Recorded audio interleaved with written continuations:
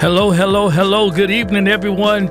It's just Friday night. Your favorite show is on. This is HeSpoke Fashion Live. I am your host, Daylon Thomas, and we have a great show in store for you. We're talking about Coming to America 2. Did you watch it? Did you watch it? We have a lot to show and to share about that, and we're going to get right to it. Let's talk fashion, and we'll be right back.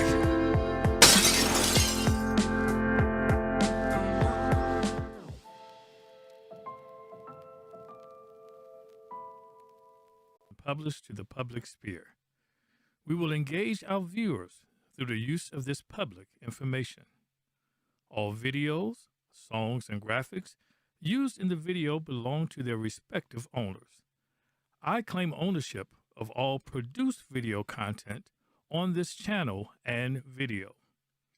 Copyright disclaimer under Section 107 of the Copyright Act of 1976. Allowance is made for fair use for purposes such as criticism, comment, news reporting, teaching, scholarship, education, and research. Fair use is a use permitted by copyright statute that might otherwise be infringing. He spoke fashion. I'm telling he spoke fashion. I'm so bad. He spoke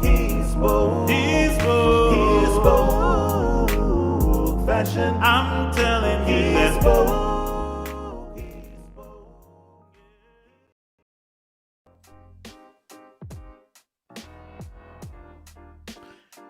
Good evening, good evening. Thank you for joining us again. I am your host of HeSpoke Fashion Live. I am Daylon Thomas, and I am so excited to be live and for you to be joining us on tonight. We have a great show. I'm just ecstatic about what's going on. Listen, have I already asked you just to tell Lottie Dottie and everybody that we're live? And we are going to talk about Coming to America 2. I'm telling you, this movie was... it was good. I'm telling you, it's so many comments out there about this movie. Of course, we all had great expectations. We were looking forward to watching this sequel 30 years later. I'm telling you, for me personally, I was looking forward to it. I was looking forward to the laughs, the humor, but there were other things that were part of that movie that we have to discuss. So go ahead, my YouTube audience, thank you for joining us tonight. I want you to go ahead and listen, hit that subscribe button. I want you to hit that alarm bell because you want to be alerted every time that we go live. We're just going to get right down to it. Did you watch it? Did you watch it? Listen, I'm not going to tell too much of the movie because I want you to watch it and judge for yourself. I know people were talking about it all over social media and they were giving their opinions, and we're just going to get right down to it because they had a lot to say, but I have something to say about this movie. First of all, I want to say that I am a Eddie Murphy fan. Are you an Eddie Murphy fan? Come on, just put some likes down there. If you just say Eddie, come on. I'm an Eddie Murphy fan way back when, Saturday Night Live. I'm telling you, when he jumped in and out of the hot tub and said, "Ooh, the hot tub too hot." You know, he did his James Brown. I'm telling you, I love me some Eddie Murphy. So, of course, I was excited when I heard about this movie, this sequel that they were doing. And then, on top of that, to have most of the original cast members to come back. I'm telling you, how could you do that 30 years later? But yet, the great Eddie Murphy was able to pull it off. And I'm telling you, I think personally, they did a wonderful job. That's right, I said it. I believe they did a wonderful job. So we're going to get right down to it. Because let's look at, there were certain comments that people made about this great movie, and I want to share some of their comments. Hey, let's just dig right down into it. First of all, this is Rob Johnson. He said, West must have had so much fun camping it up all the time. God, what a riot. Loved it. Wasn't sure at first for the first 15 minutes, but once it got going, as good as the first. The thing that threw me at the beginning was the flashback to being drugged. Okay, I'm giving away a little bit here. Until Akeem said, that's not how it happened. And then we're off again. I'm telling you, he says, I shall watch it again tomorrow so I really get the hits I missed when belly laughing. And I'm telling you, I had some slapping your knee funny type of moments during this movie. And that's just the way I felt about it. Of course, again, there were some that loved it and some did not.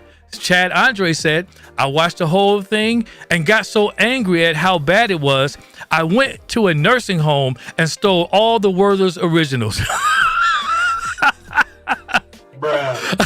No, that's my favorite candy, so I had to share that comment. I'm telling you, the Werther's originals. But listen, I'm telling you, I thought the movie, they went a different direction, and I thought it was great. Let's look at another comment here. Rishma Taylor said, expletive, these same people complaining be watching Lifetime movies like they don't know how it's going to end and watch it anyways, but want to fight down their own. Shaking my head. Hashtag crabs in a barrel. Listen, that was a really good indictment for people who watch the Lifetime movies all the way and applaud it. You know the story. You know who the story is about. You know what they're going to talk about, and you watch it all the way till the end, and guess what you do? You watch the next one that they show. I'm telling you, my favorite Barbara growing up, she had a little sign. Shout out to Cedars in North Carolina. She had a sign on her mirror, and I remember it so candidly, and it said, if you like the cut, it said, if you don't like the cut, tell me. If you like the cut, tell everybody else. I'm telling you, that is words of wisdom to live by. If you like the movie, come on, share it. But if you don't like it, come on. Maybe your inner circle you could talk about, but people were trashing this movie. This guy says, I don't know if I'll ever watch it, and I had no idea Wesley Snipes was still doing acting. Come on. Wesley's been in a few movies, and I'm telling you, I enjoyed Wesley Snipes on this movie. I'm telling you, in particular, I thought he was funny. It took me back to a movie that he played in with Patrick Swayze, I believe, called To Wong Fu. Well, Wesley Snipes was hilarious. He was hilarious. His timing, his comedic timing was great in that movie as well as this one. We're used to seeing Wesley Snipes as an action figure, but here he is in a comedic role, and I'm telling you, I applaud the effort. Let's read another comment here. Trevaeus James, it says, Snipes was the best part in my opinion. All right, there's one. There's another vote for Wesley Snipes, but this one I remember this, and I kind of thought about it once I saw this comment.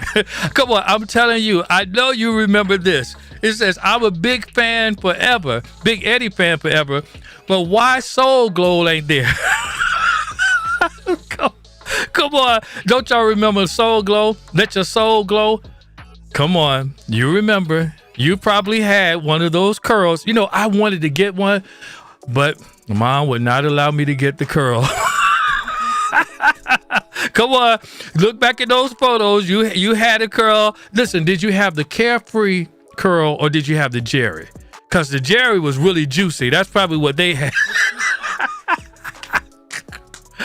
Okay, let's move on. I think we have another comment or two.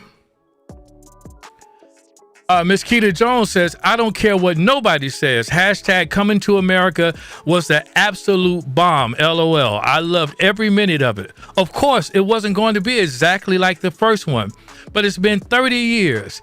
And for a sequel, it picked up exactly where it should have. This was the feel-good movie we all needed. After what we've been through. Love, love, love it. Miss Keita Jones, I concur on that. This was the feel-good movie that we have needed, and I'm telling you, it pulled it through for me, at least.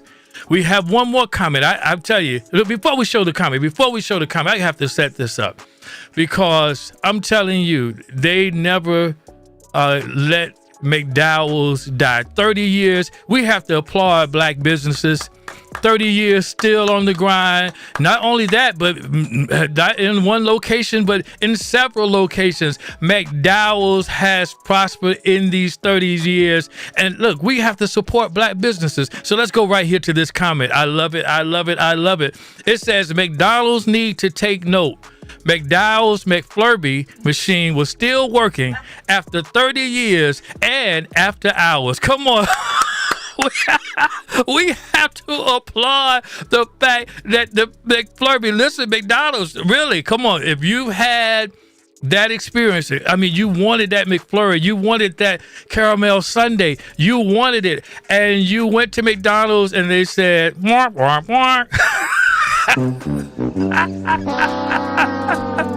They said that machine was not working. Come on, McDowell's gets my applause for 30 years in business. Listen, we're having fun with this, but I want to pivot really quick because we have to talk about not just the movie. I think we've talked about that, but we have to talk about something specifically in the movie. And what's that, you may ask? That is the fashion in the movie. Yes, the costume designs, the wardrobe was fantastic. And listen, in light of this being Women's History Month, we want to celebrate women everywhere. And specifically tonight, we're going to start off in our celebration with celebrating and honoring Miss Ruth E. Carter. Yes, that's Miss Ruth there. She was the costume designer for this movie, and you may remember she was the costume designer for Black Panther, and that is where she was nominated and received an Oscar. Wow, I'm telling you,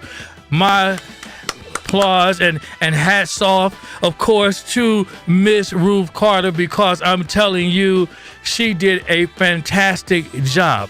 Let me look. I love a good quote. You all know this. You've been with me for a while on this journey. I love a good quote. Let's look at a quote from Miss Ruth Carter. Yes, she says, "I am a slave to fashion. I love to get into what's hot and current when I dress myself or somebody else. Usually it's someone else because I'm constantly working on finding the best looks for actors." Wow, I will applaud Miss Carter. I'm telling you, because look at it. She not only takes it personal for herself, but she looks to provide the wardrobe and the costumes for the actors. Remember, we talked about the fact that when you put on clothing, sometimes you put on a personality. We talked about the survey where they had people put on a lab coat. Yes, a lab coat. And when they put on a lab coat, they began to act as if they were more intelligent. They were playing the role as a doctor, of a physician. And so they began to answer questions as if they were pediatricians or physicians. Well, I'm telling you, Ruth Carter is one. Look at that. Wall Street Journal. She was there, the Innovators issue, celebrated in terms of her career. And one of the things that we want to highlight tonight, as I have a special guest that I want to bring on, and I'm telling you, I'm so excited about this special guest, but we want to highlight that there are other things that you can do in the fashion industry. That's right. We want to share with you and bring forth other things. I have a colleague of mine who's mentoring, and he's invited me to mentor with him young people to share the other careers that you can have in the fashion industry. Listen, you just don't have to work at the store. There are other opportunities for you, and we want to share and highlight and lift up Miss Ruth Carter. But we're going to have my guest join us. Yes, she's coming right on.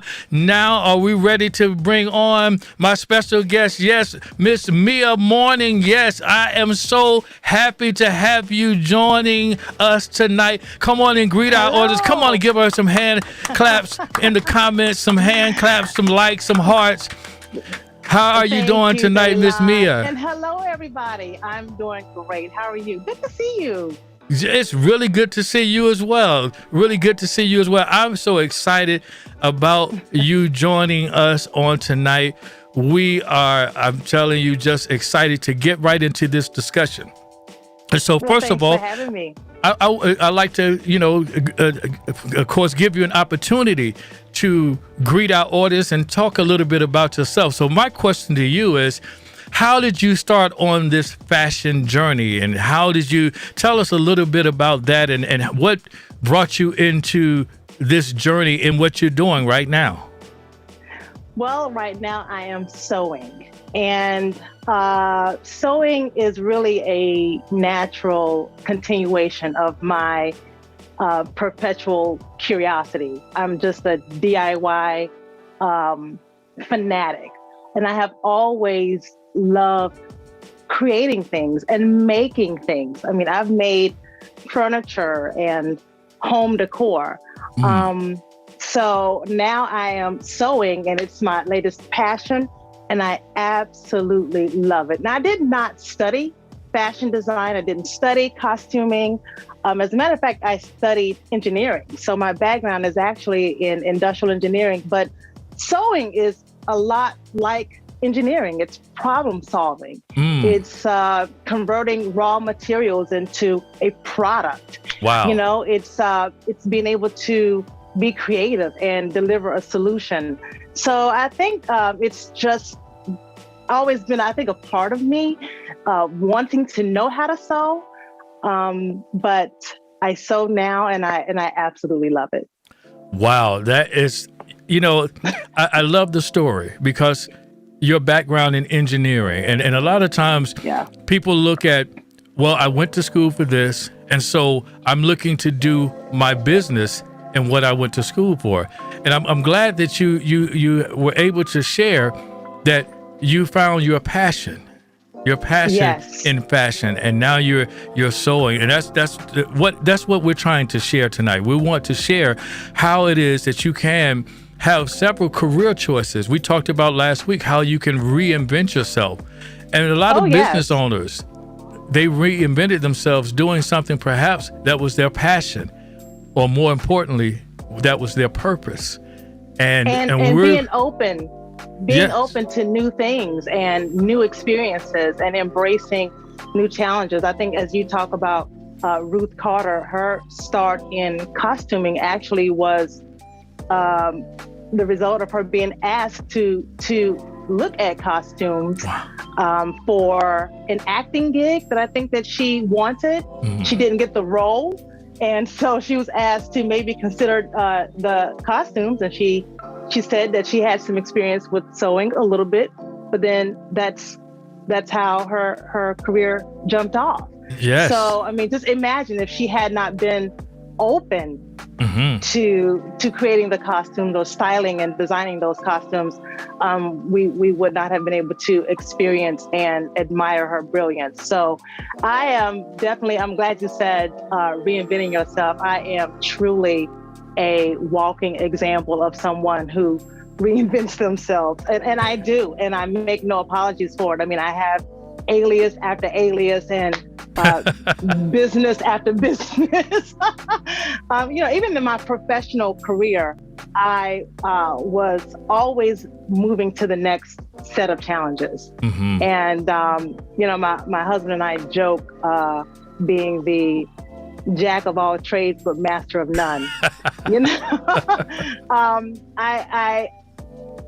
I just love trying new things. And, but this one here, sewing and the technical aspect of constructing a garment has been one that I have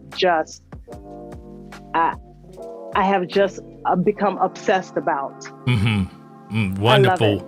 Wonderful. And to your point with Ruth's story, I mean, those humble beginnings, and then taking that no and that rejection and using it to say, you know what, if this is going to get my foot in the door, I'm going to take it. And that's what I want to say to our audience, that, sometimes you have to look for, the opening sometimes in a dismal situation when you've been rejected. And that's what Ruth Carter did. And I'm so glad that you talked about that. Let me pivot here to something about your clothing brand. Tell us about that. Tell us about your company. I love the sweatshirt or the sweater. I just love it. So tell us about that. And maybe if someone wants to pick one up, well, how can they do that? Okay. Well, when I first sat down at a sewing machine, I started making little small zippered pouches. You know, I have an undergraduate degree from the University of YouTube. I'm self-taught. You know, I have a certification in Google research.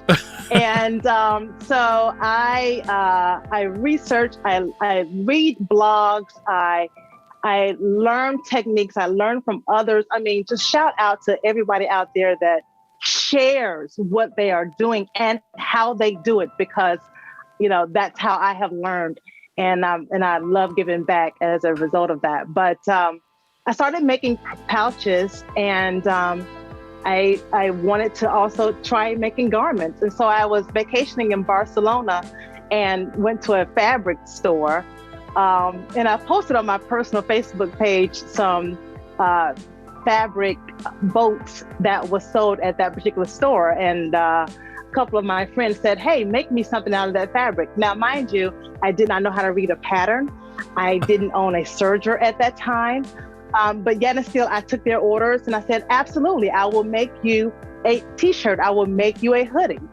Craziest thing ever. And I did. I bought the fabric. I had some other selections shipped back to the US because my suitcase was already at capacity.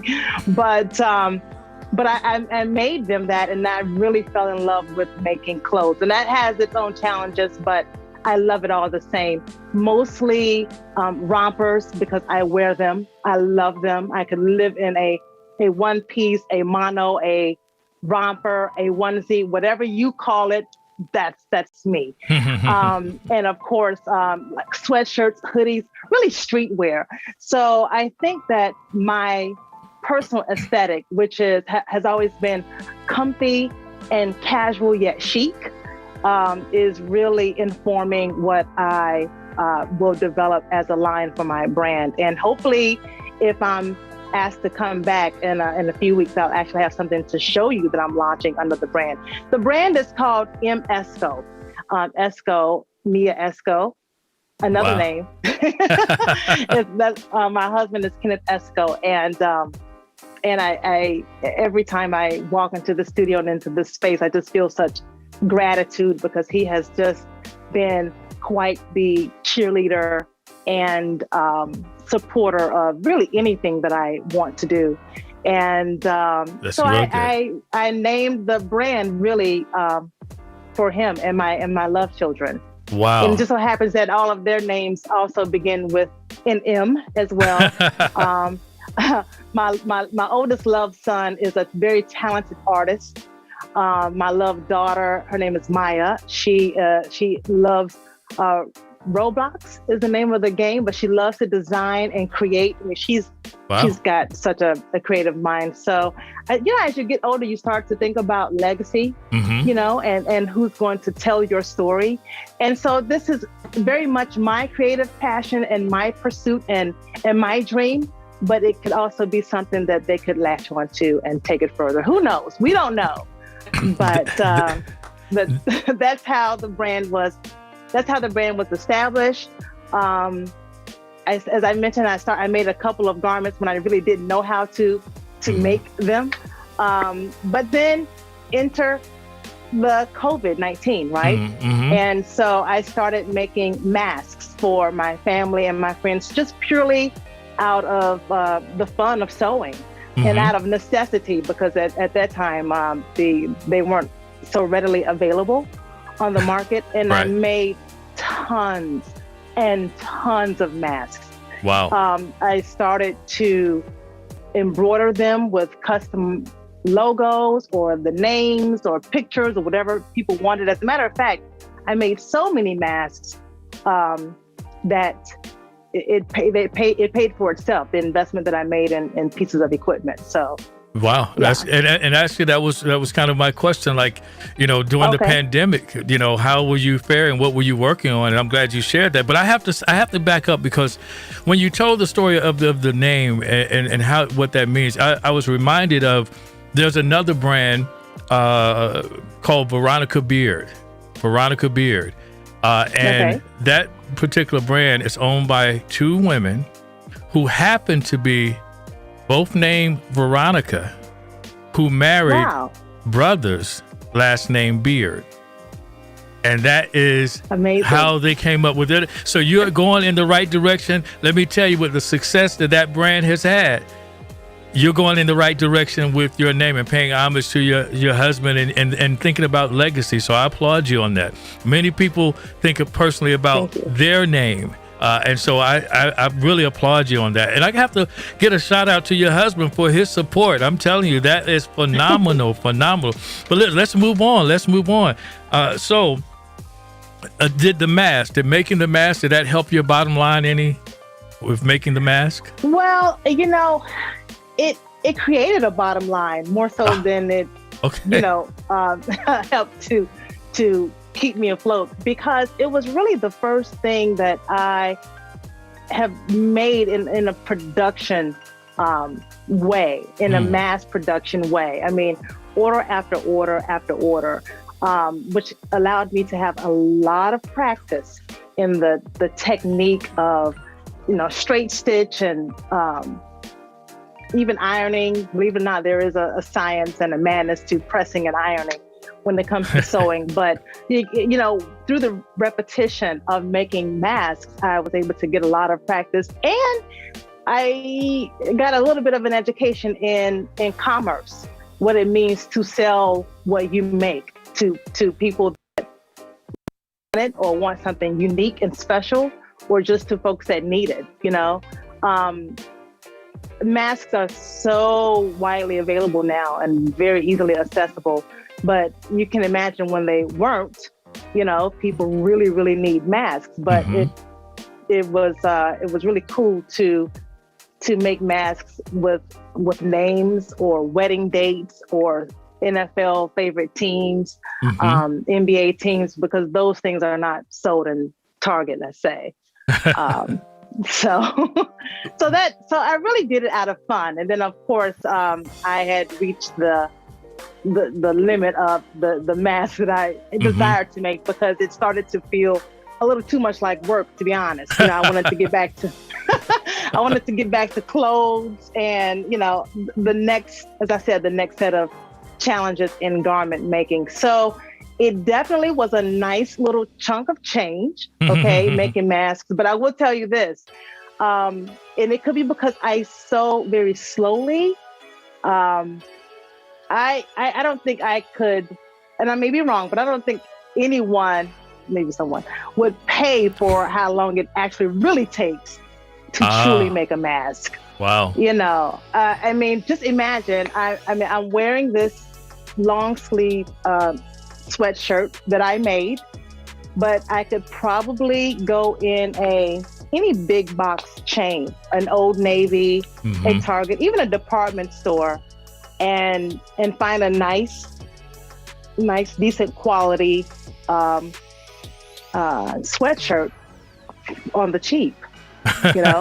So when you're talking about making clothes and selling clothes, I think consumers are always thinking about, that's a pretty penny to pay. They have to be really desiring to support the fact that it's handmade. Understood. Yeah, so understood. Yeah, there's quite a lesson in the whole discussion around the bottom line. I love for people to comment, particularly friends of mine that sew, or just people that make things, by hand. If you knit or crochet, design costumes, if you're an illustrator, if you're an artist, what are your experiences when you're trying to sell what you make? It's a challenge. I would say it could be a challenge. That kind of makes me think about, back in the day, everybody wanted to have something custom. You had to have a custom suit. Many of my friends were getting, custom shirts and slacks done. And even to this day, I do know some that get, still shirts customized. But it is one of those things where we look at sewing and that type of thing as being almost a dying art. And we have to make sure that we keep that art alive.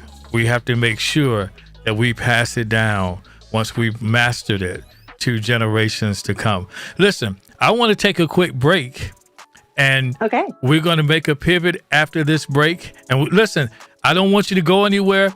Stay right there. Okay. Go ahead and grab your refill of your favorite beverage. We're going to be right back with Mia Morning right after this.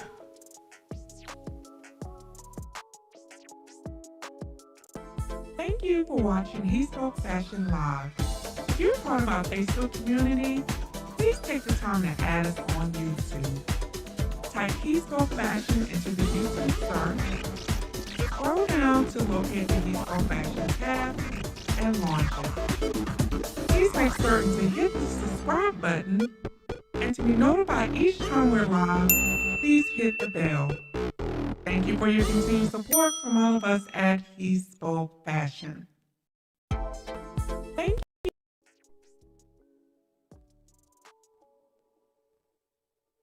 And we're back.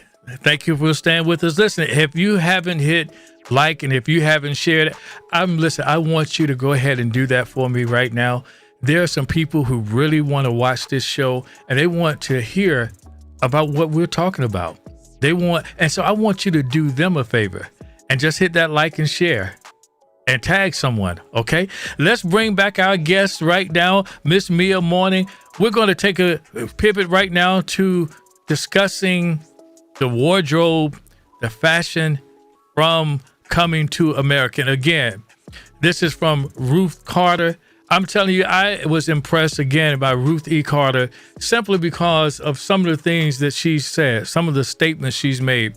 She is, of course, a trailblazer in the costume design industry.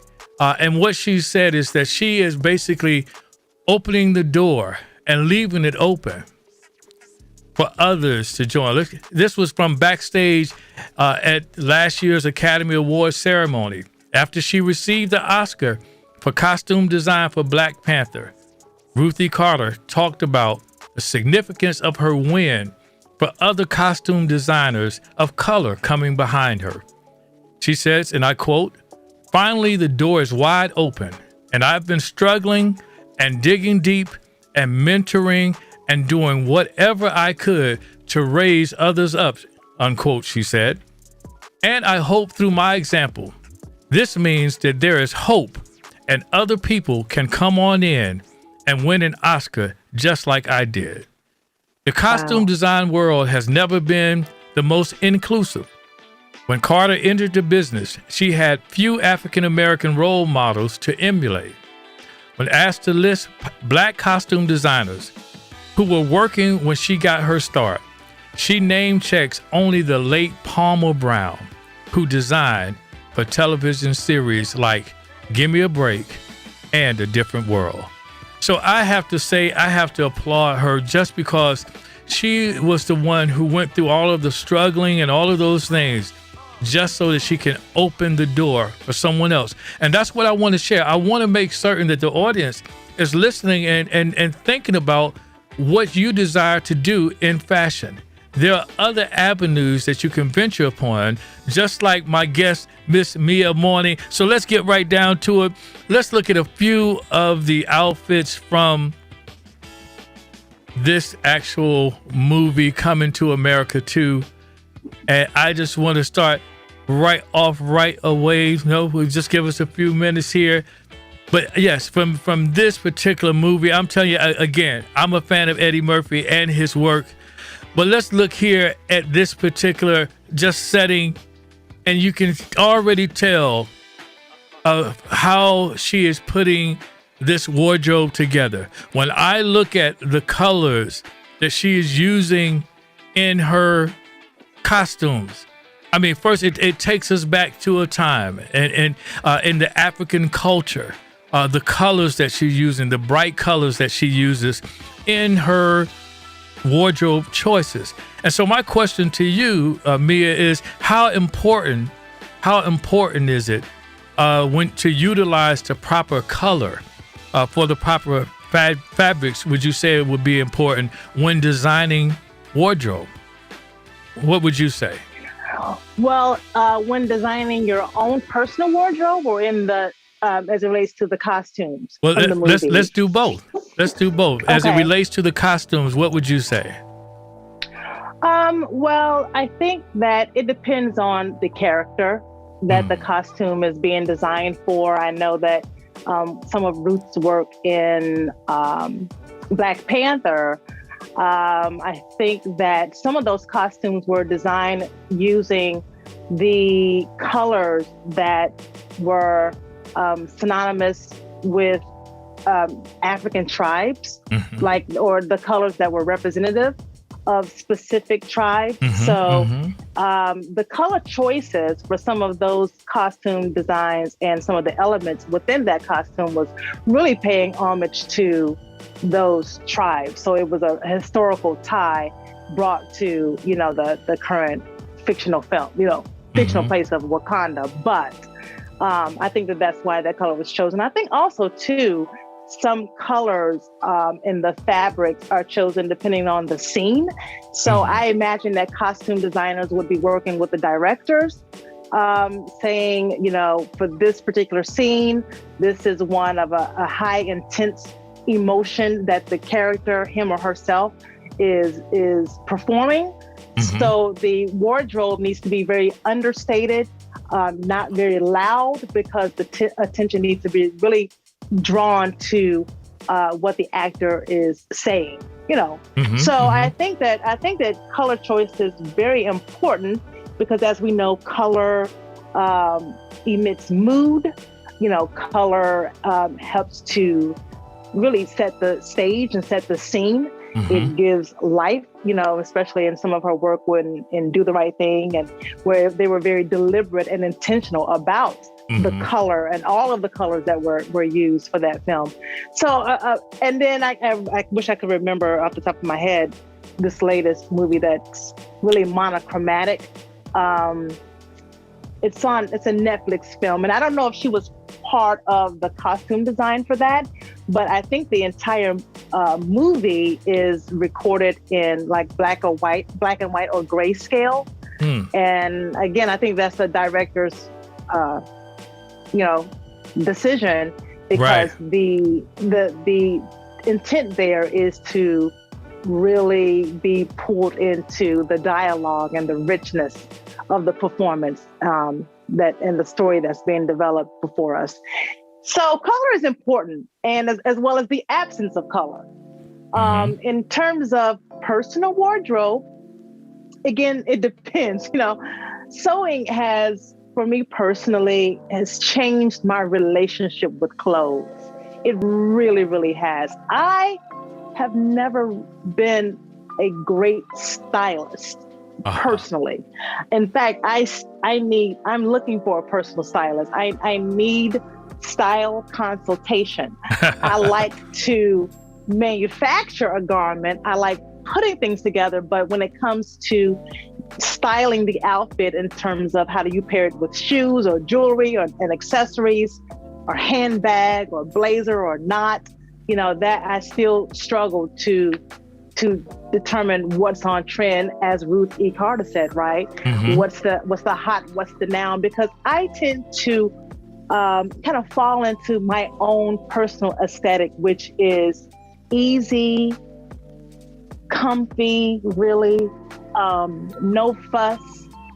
When it comes to color, for me, I love color and I'm drawn to color, but I did go through a phase, Daylon, where I wanted everything to be basically black, white, and gray, because it was just because deciding on what to wear was becoming such a chore for me.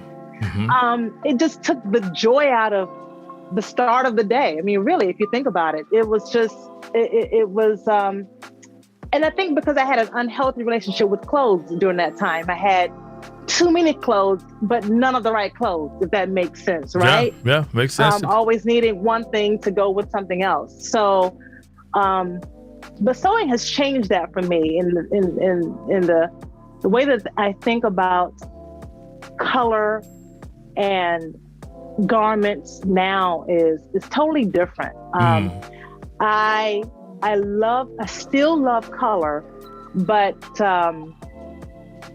and I bet my husband's watching, so I got to make sure that what I say, because if I say if I say that I want to go back to a minimalist palette, then he may come in here and take all of my fabric out. Right. Oh my and goodness. I have a ton of fabric. But I love color, but I guess for me personally, it depends on my mood. It depends on how I feel, because although I'm not a costume designer, you know, our clothes, right, are our armor. It's how do I want to feel today? What do I need to put on to be comfortable, or to feel empowered, or to feel confident? You know, what color do I need to wear to this very important meeting? What color should I stay away from that I know if it's, you know, for example, I saw the new coach for the Philadelphia Eagles wearing Dallas Cowboys blue. And I'm telling you, the internet had a field day with the fact that he wasn't in team color. You know what I mean? Right, so right. You think about color, and color is important. But I think it's only as important as it has to be. You know, fashion and your fashion sense, yes, I believe it is a natural extension of who you are. It makes a statement about you, maybe even your personality, but it becomes a personal choice, I think, at the end of the day. I agree. And to your point, when you talk, we actually did a whole show called, we talked about color and how to see what your color was, because many times people have their favorite color and they think their favorite color is what their color is, meaning what brings out maybe their skin tone and what looks the best on them. And we showed the skin test, the things that you could do to determine what your color was. And I'm certain that when it comes to impersonal choices, you know, when you're making, we talked about fashion being, as you said, being your armor. Would you say, and this is my question, would you say that when you are putting on a different outfit, sometimes what your personality is one thing.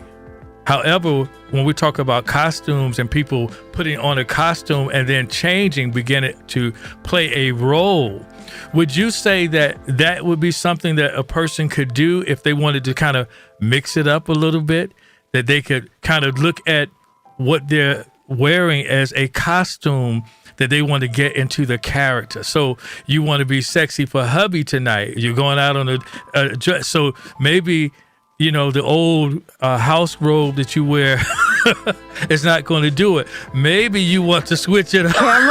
Cameras. Maybe you want to switch it up. Alexa. In understanding costume design, I mean, this. I think that's the undertone of what we're saying, that these costumes help to depict a setting, a time, a moment, and maybe to highlight what that character's role is. Let's look at another photo here, because this dress, I'm telling you, this dress was phenomenal. Miss Garcelle Bouvet. Come on, something like that. Give me some hand claps for just trying the name. But listen, this dress was wonderful, and she looked great in it. But let me ask the question. My question to you is, how much would it take? What would you have to put in it to make a dress like this? I mean, with this much detail in it. Wow. What would that take to do that? Well, it took a team for sure. It took the entire costume team to actually develop it. But,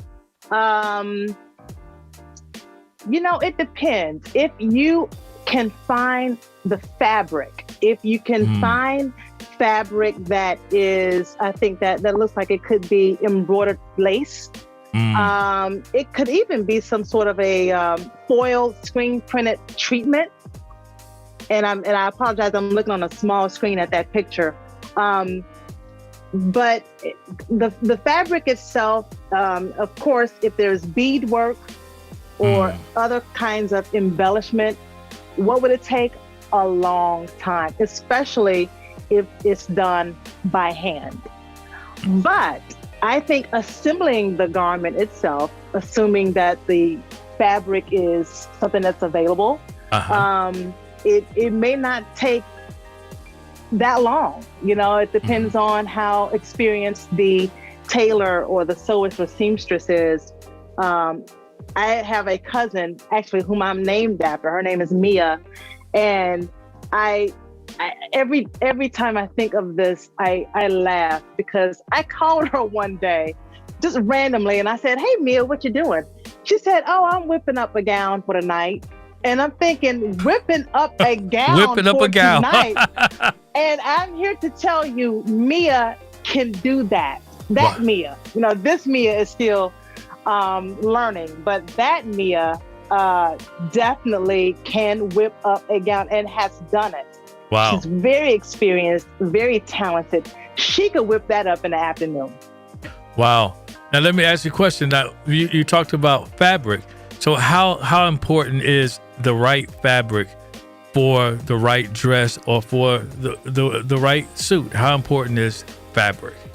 Very important. So I just started sewing less than 2 years ago, and I cannot tell you the number of tragedies that have come out of this. Well, I won't call them tragedies. You know what? They were learning moments. They weren't mistakes. They were learning opportunities that have come out of this studio, and that's where we are. We're in my sewing space right now. Because I was so excited to use a fabric, but it was the wrong type of fabric for the garment. The selection of fabric is very, very, very important because you have to think about, will you be moving in this garment? Will you be, you know, reaching down to pick up something in this garment? Or will you just be a statue? Does it need to breathe? Does it need to be water repellent? You know, there's a saying, we used to live in Wisconsin and it gets cold there, okay? Now, right now I'm in Chicagoland, but it gets cold in Wisconsin, let me tell you. Yes. And there's a saying that goes, there's no such thing as bad weather, only inappropriate clothes. And we learned that there is a That's science. Good. Yeah, oh yes. We learned that there is a science to clothes. You know, moisture wicking, heat retaining. There is a difference between Polar Tech Fleece 100 versus 300, you know. So fabric makes all the difference based on if the properties it needs to have and whether or not the garment itself is going to be functional or wearable. Wonderful. I was just thinking of there was a dress a few years back that I purchased for my mother. And the dress was pretty expensive, to say the least. And the fabric was so exquisite. And because of the fabric, the way the flow of the dress, the way it flowed and fit her was just dynamic. And I thought about it for a moment. It's like, so a lot of times you'll have, I would say, quote unquote, knockoffs of a certain pattern, but it's made with cheaper fabric. And yes. You can tell because the flow of the dress is not the same. And so I think fabric has a lot to do with when you think of the cost of a dress or the suit, the fabric plays in to what you're going to pay for it. I'm chuckling because, you know, you've probably seen, you know, gentlemen wearing suits that you can hear. It's like crunch, crunch. It's like they're wearing plastic, you know? You can hear them coming a mile away because of the clothes that they're wearing. The same thing with dresses. You know, it can look like something that came off of the runway, but if you don't have the right fabric, then it won't drape with the fluidity that you mentioned that the fabric had for the dress for your mother. You know, it won't, or it won't stand up. The collar won't stand up the way it needs to because it doesn't have those properties that would help it box out as opposed to lie down. Exactly. Or it is a very important decision to make when you are picking and selecting a pattern. You gotta have the right fabric. Awesome. Let's look at another photo here on our lookbook here. Yes. Okay. Now this particular scene, of course, I don't want to tell too much, but of course that is a gown. And I'm telling you, it was beautiful, but it was very apparent that it was difficult to walk in. So talk to me about functionality in terms of wardrobe and costumes, and even if you were to make something custom for someone, the functionality. That dress, it was beautiful in terms of the way it looked, but it really wasn't functional. Talk to me about that for a moment. Well, in the movie, that dress served its purpose, right? It was very elegant and very much it's gorgeous, actually. And it made the statement that it needed to make for the entrance that she had, right? So that particular garment, and it's a costume, but it definitely served its purpose. Now, whether or not a bride was this, well, we won't, okay. For that cause. Of course, you can tell a lot of shows on television now, you can tell just by who's making the movie what the wardrobe is going to look like. I'll give you an example. The movie Pretty Woman. Remember the movie Pretty Woman with Richard Gere? Richard Gere looked the part. He looked to be someone of wealth, and everything he wore, you could tell it was high quality. The same thing with everything that I can't even think of her name, Julia Roberts. Julia Roberts. When she was transitioning from one occupation to being his girlfriend, she definitely started to dress, and the fashion showed forth on that movie. They used the budget wisely to bring out those characters. And so I appreciate when they do this. Let's look at something else here. We'll look at one more here. Okay. In our lookbook here. Yes. Miss Teyana Taylor, I think that's her name. And she played this role very well, but this was just something I think that they came up with, or Ruth came up with. It was exquisite in its design, but I know that it's not functional. But what would you say about this particular outfit? I can't see it. Which one is it? Can you describe it for me? Say that one more time. I don't see it. Let's go to a quick commercial. I think we're having a bit of difficulty. Let's go to a quick commercial, and we'll be back. Okay.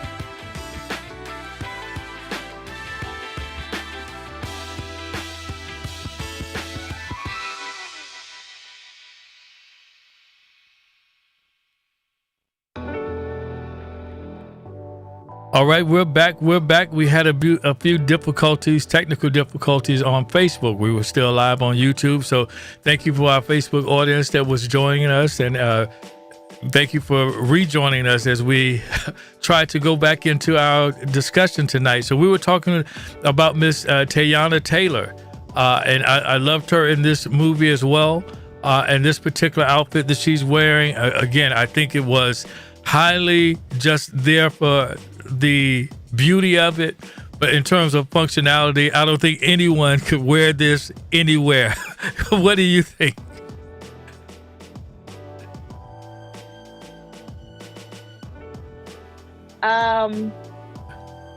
Yeah, that is a pure costume. Right. You could wear it on Halloween. I agree. I agree. But isn't she stunning in it though? Amazing. Yes. I'm telling you, we're having a bit of difficulty. That's why Are we? Okay. Okay, we're good. We're good. So let's move forward. Let's move forward. Let's go to one more here. Let's look at the sketch. So my question to you is, how important is sketching when you're trying to come up with designs? Is that part of what you do? Do you create sketch it out and create a pattern and then go into sewing? What's your process? My process now, since I am a newbie at sewing, is following patterns that have already been designed, and maybe I take it a step further and hack them. I can never leave well enough alone, right? So I will take a pattern and, shorten the sleeve, shorten the bodice, make it crop, make it long, make it a dress. Again, that just is in keeping with who I am at the core, always taking one thing and using it for a purpose other which that it was intended. So I love to hack and change up patterns to fit either my style, my dimensions, or even the trend. Illustration and sketching, I think, is very foundational. I think is very fundamental to the design and the fashion process. There are a number of very popular haute couture designers who got their start from just submitting sketches. It is very fundamental, but I do recall seeing my grandmother making a dress with no pattern and no notes, just nothing. A bolt of fabric and a pair of scissors and maybe a measuring tape. Wow. So, go ahead. Well, so I just wanted to say it's important, having a sketch and being able to see your sketch come to life, especially if you are a costume designer or any designer, really. Being able to see your idea in 2D form, because it serves as a basis for what the set of instructions will be, before it's made into its 3D, as a 3D product. But there are plenty of people who sew. When it comes to sewing, there are plenty of people who sew just from their mind only and no pattern at all. Wow. Or illustration. Yeah. Wow. That I'm not is one of those yet. awesome. But maybe one day. But yeah, those sketches are amazing. Can you imagine? Yeah. Having those sketches, because I believe that when you're in the costume designing, that you want to submit some ideas, to the director and to get approval, right? Before you go about actually making the costume. Exactly. So it is the costume team for Coming to America, and he's an Aggie, so I have to give a shout out to my fellow North Carolina A&T State University Aggie. His name is Costume Jimmy, and he is very talented as well. AB is saying Aggie pride. Listen, Aggie pride. This is a shout out to HBCUs because Ruth Carter is an alum from Hampton University. So I'm telling you, there is more than one way to have success in the fashion arena. Did y'all hear what I said? There's more than one way to have success in the fashion arena. I'm telling you, I want to do this real quick. Let's see if we can open up the phone lines. You can put, I'll tell you when to put that number up there because I want to connect real quick and see if we have any. We're gonna have callers. Yeah, let's see. Can we get some callers out? Wow. Okay, you can share the number. This is throwback. Remember, Yeah, go ahead. Remember shows like Ricky Lake and Yeah. Phil Donahue? Didn't they have phone numbers that and Oprah? You could call in. Yeah. Yes.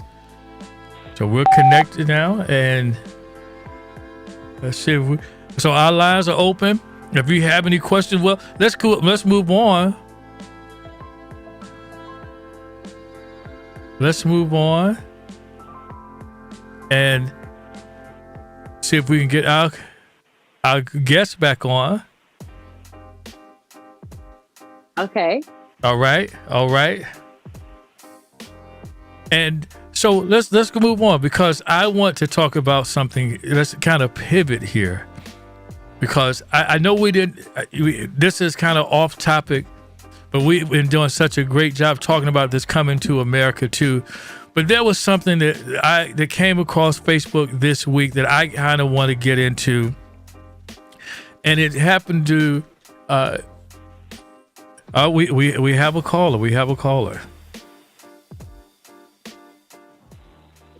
Hi, can you hear me? Yes, I can hear you. Yes. What's your question or I comment? have a question for Mia. Yeah, no, one of my favorite parts of the movie was when the mother, the mother from Queens, needed extra fabric for the outfit that she borrowed from Eddie Murphy's wife. And so, Mia, I wanted to ask you, can you talk about what happens when you need extra fabric for something in unplanned situations? That is a very good question. Yes. So, you're welcome. Thanks for calling in. That I really like that scene.